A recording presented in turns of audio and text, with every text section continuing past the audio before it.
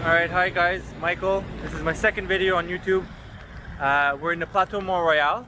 This is where I invested in my first property. It's actually right behind me, right here on the corner. Alright, you have this window, and then also on Mont Royal, which is two very hype streets in Montreal. So the point of this video today is to give you guys an idea of how I find wedge deals. So step number one, I choose a location. Very important. All right, because the location, everybody hears it, everyone says it, but it's very, very important. Then what I do is I take every single property that is on the market. Obviously, I won't mix condos with houses, but let's say if I'm looking to invest in a condo. Sorry about that. If you're looking to invest in a condo, you take every single condo that's within that location. You import that data into Excel, and then you start number crunching, basically. What I like to do is I like to put the municipal evaluation versus asking price. This gives me an idea of, well, I mean, the evaluation is always going to be lower than the asking price, but you should see a ratio, and the ratio should make sense. Now, a lot of these houses or a lot of these condos, you're going to notice that, if the ratio gets closer to 1, then they're asking just about what the city is asking, which is a great indicator if you ask me. The second thing that I like to do is to divide the asking price by the square footage. So once you have every single property price per square foot, you get the average of the total, and then you compare it with each one.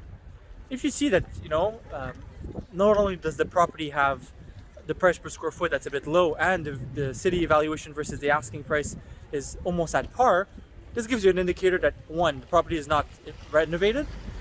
Maybe it's not maybe it's closer to the highway, maybe it's an undesirable area, or maybe these people are just desperate, for lack of better words, to sell their real estate. So, it's a very easy way, especially when you have to filter through 500 listings, they just pop out at you. I'll give you guys an example. I'm gonna start working on it, and I'll show you guys very soon. See you soon. Alright guys, so now we're back. Hopefully the audio sounds good. I am not sure. Anyways, so let's get started. What you see right here is my website. So if you guys care to see it, go right ahead, surmayrealty.com. Pretty interesting stuff. I mean, just some past listings that I have now for rent and so on. It's new. I learned how to do it on WordPress.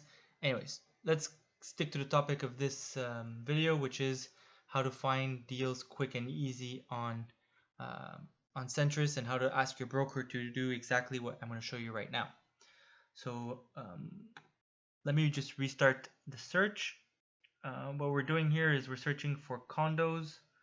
I have a client who's looking to buy a condo in Ville Saint Laurent, so I guess two birds, one stone. Let's go check it out. We're going to go here on Saint Laurent. We're going to write $0+ just to filter out all of the rentals. And we see right here that we have 125 listings that are active. So we're going to go ahead and search it. Here you go. All right, so here are all the results. There are 125. They're on 2 pages. First thing I want you to know is that this is not a bulletproof way of finding things. It's just something that I, as an engineer, I like to crunch numbers and so on. I like to see how, ratios, how things work with each other. So, a lot of the times brokers don't put all of the data. Like over here, you see that there's no municipal assessment. No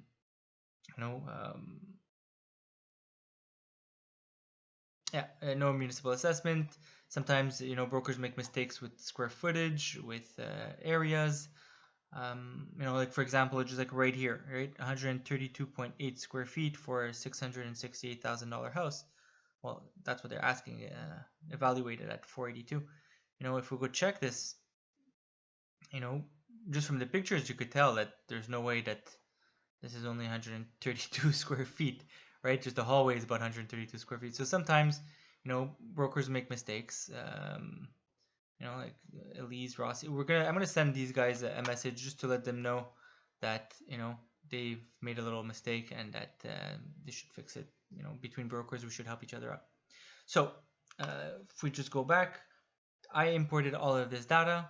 I slapped it into an Excel spreadsheet, and here it is. All right, so these are the magic columns here. Okay. So what I did is I took the evaluation, the total assessed price by the city, and I divided it by the asking price, and I get a ratio right here. And on the second row, I took the asking price divided by the living area, and then it gives me $1 per square foot. And then the third is the average dollar per square foot per each one. So in other words, if you take the average of all these dollars per square feet, you get $453 per square foot. And then I compared each one with $453 a square foot. So when I was saying before that the properties just pop at you, it's like the first one right here on Rue des Nations. It's being offered less than municipal assessment, which is rare enough, and the dollar per square foot is already below the mean or the average. So I mean, I would look at this. I would look at this one here too. 825 Croissant Ruisseau, another one on Descaries.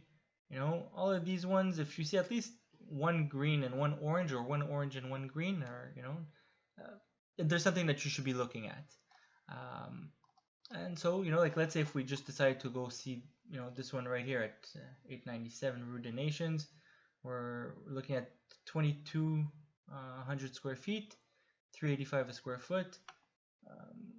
I'm curious to see, is this property, what does it look like, especially because they're selling very, very close to municipal. So let's make this video a little longer, and let's go check this out.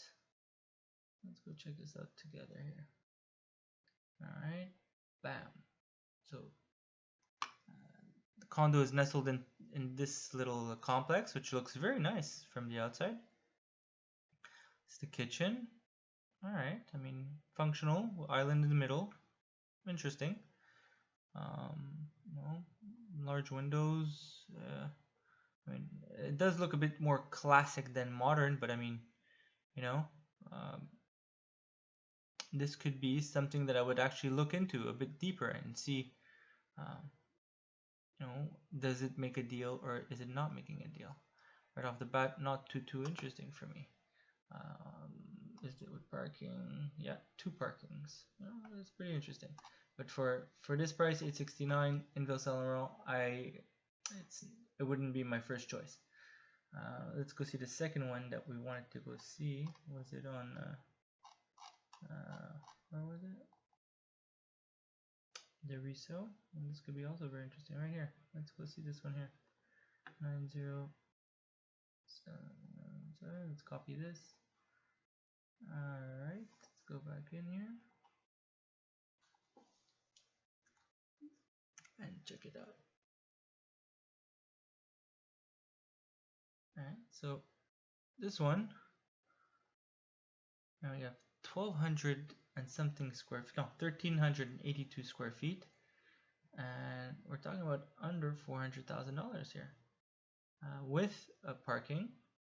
Okay, now it is on the ground floor, right? It's garden level, so I mean that's probably why it's a good price. But I mean, this could easily be rented for $1,500 and up. So I mean, depending on the reasoning behind what my client's looking for, this could be something interesting. So anyways, long story short, Excel spreadsheet, easy to crunch a lot of data very, very quickly. This is the first little tip that I wanted to give you guys. It's my second video, so let me tell you that this is far from being the best tip that I have to offer. If you stick around, you guys are going to see a bit more things that I do, some plans, some architecture, a bit of everything. So all I could ask is for you to like, comment, subscribe, and hit that little notification bar. For now, I'm signing off, so hopefully you guys like this. Speak to you soon.